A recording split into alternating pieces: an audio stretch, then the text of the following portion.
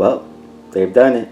They've finally done it. They finally killed you. Apple killed the old classic cheese grater Mac Pro.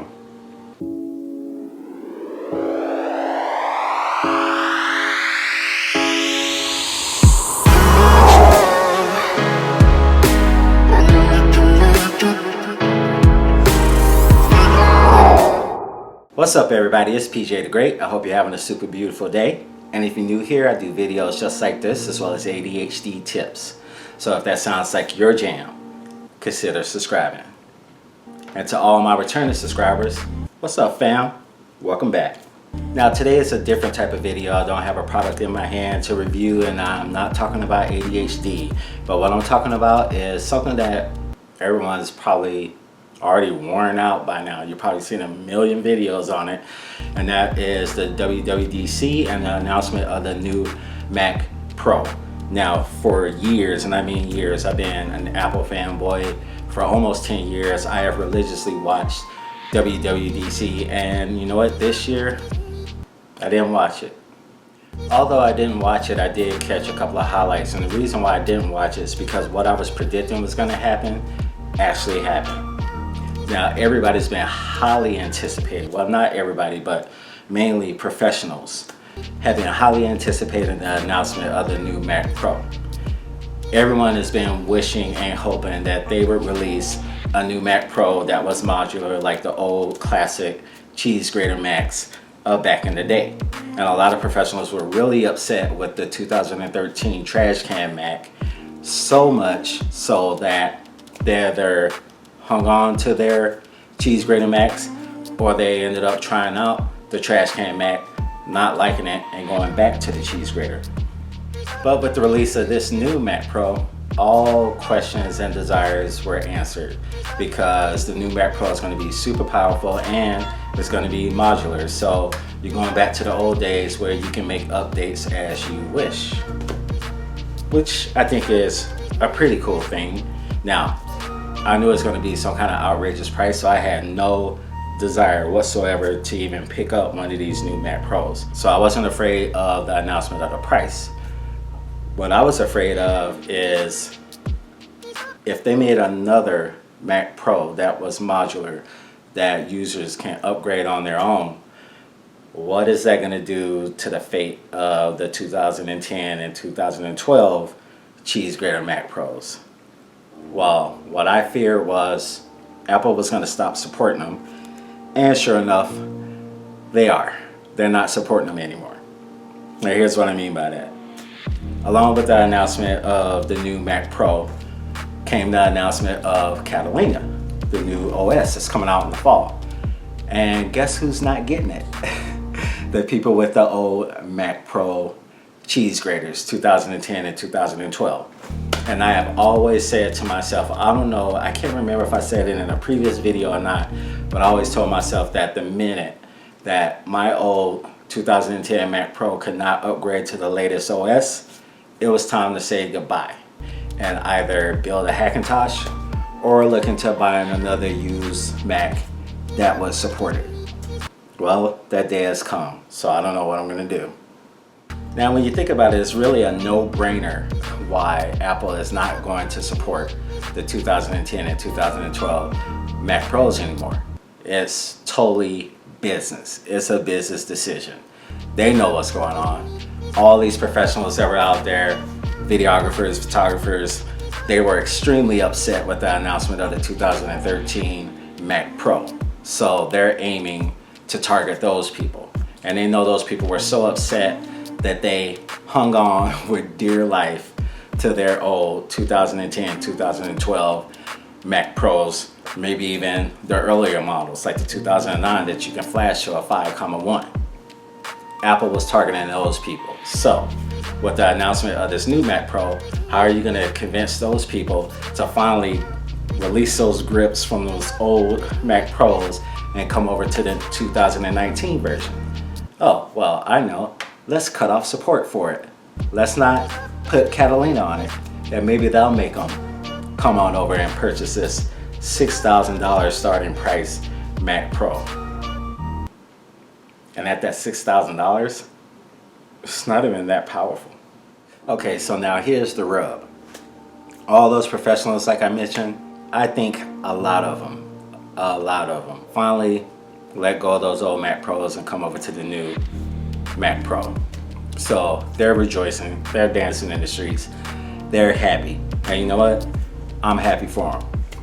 But what about the enthusiasts?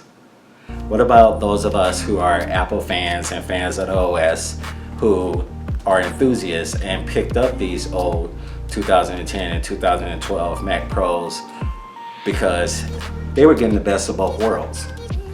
They were getting Mac OS and they were getting a system that they can upgrade and tweak as they saw fit, kind of like with a PC. What happens to the enthusiasts? What are we going to do now? Are we going to just sit here and take the fact that we're not getting Catalina? We're definitely not going to go and pick up the new Mac Pro because, hey, I'm a YouTuber and I do a little photography and videography on the side, but it doesn't warrant picking up a $6,000 machine. Now here's what I suspect is going to happen to the enthusiasts, people like me and probably you. We're going to do a couple of things. The first thing I think is they are going to hang on to these machines and max them out to like the highest it can even be maxed out to and just continue to enjoy it. Luke Miani is someone that I watch here on YouTube, and he just recently picked up a 2010 Mac Pro just like mine, but it's a dual tray, so it has dual CPUs, and he is going to max this thing out. I pretty much done that with my single processor machine. There's really nothing else I can do to it. Well, yeah, I can upgrade the GPU a little bit higher, but I can't go any higher than the RAM or the processor. But to be honest with you, I'm not going to put any more money into a machine that Apple is pretty much cutting off support on. But I'm still an enthusiast of the machine. I still love it. I still can play around with it. I'm going to hang on to it. And a lot of people out there I can see doing the same thing. And I've been talking about like Catalina this whole time and about how the 2010 and 2012 Mac Pros aren't going to be supported. Well, you know there's always going to be someone out there that's going to find a hack and find a way to get Catalina running on this machine. It happens pretty much every year. Certain machines couldn't get Mojave. There's somehow, some way, someone found out a way to get Mojave working on old machines. I mean, like I even seen Snazzy Labs put it on like a super old MacBook. So someone's gonna find out a way to get Catalina working on this machine. And you can guarantee you, as soon as they find out, I am going to shoot a video just for you guys and gals going through the process because I'm doing it to mine. But there's also another option as well. A lot of us enthusiasts might say, you know what, forget it, I'm done. I'm not throwing any more money into this machine.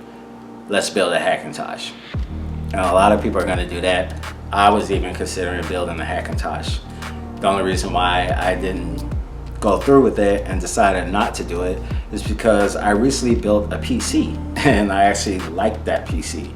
So I didn't see any reason to build a Hackintosh right now because A, that 2010 Mac Pro works just fine, and B, I actually find myself on my PC more now.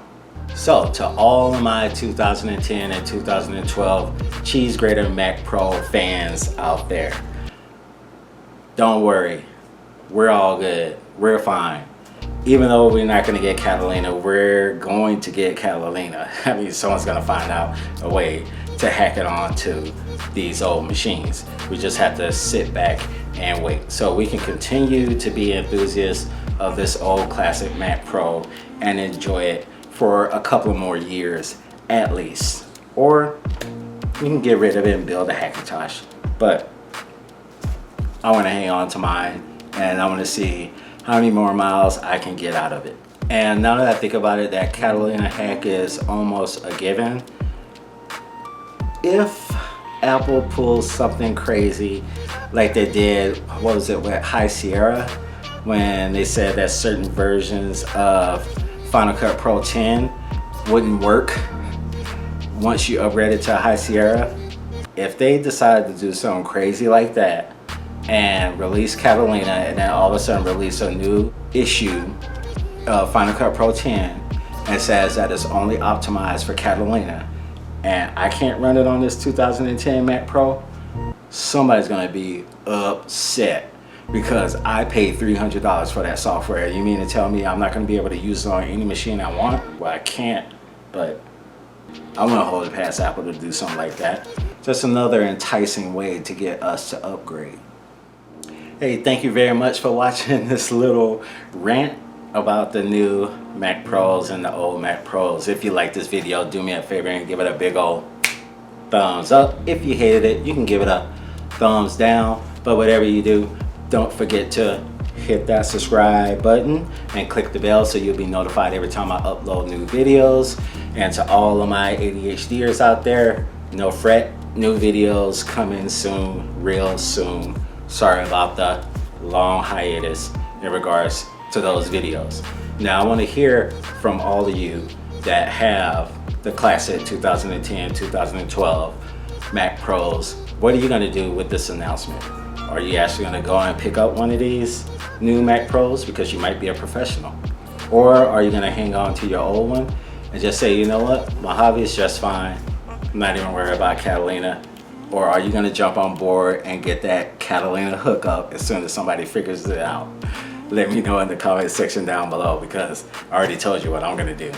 And until I see you in the next video, this is PJ the Great saying Audi 5000G. I'm sorry. It's not your fault. It's Apple's fault. Still cool in my book though. Sorry, just talking to my Mac Pro.